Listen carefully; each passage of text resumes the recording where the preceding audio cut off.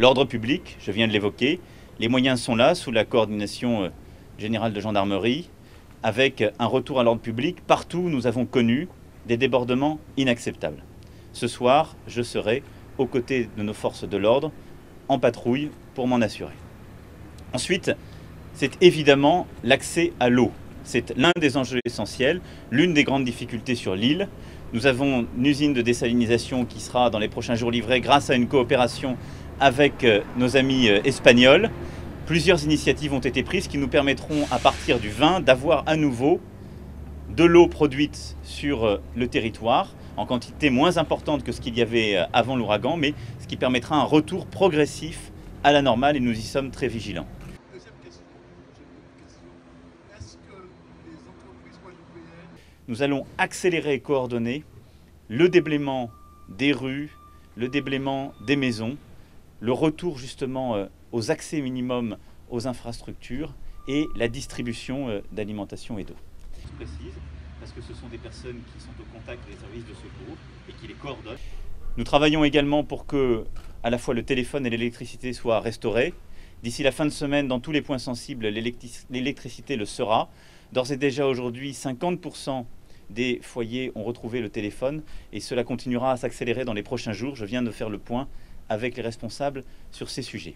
Et le retour à la vie normale, c'est aussi et surtout la santé et l'école.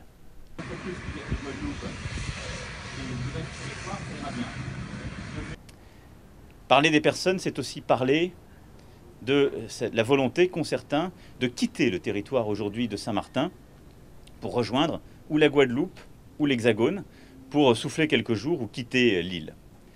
Nous allons organiser en lien très étroit avec la collectivité territoriale de Saint-Martin ces départs. D'ores et déjà aujourd'hui, il y a environ 2000 départs qui ont été effectués. Il faut que cela se passe en bon ordre, sans panique aucune.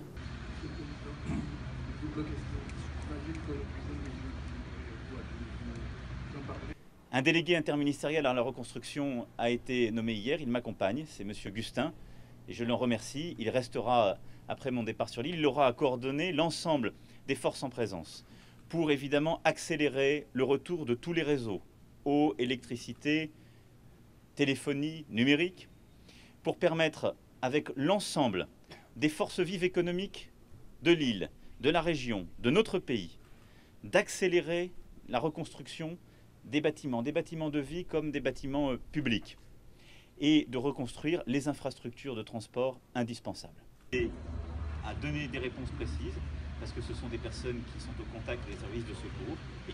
Pour ce qui est de celles et ceux qui habitent l'île, il y a de la colère, parce qu'il y a de la fatigue. Et donc j'entendrai cette colère. Et je me rends aussi à Saint-Martin pour cela. Pour rassurer, pour montrer la détermination pleine et entière, pour consoler, et aussi pour entendre la colère.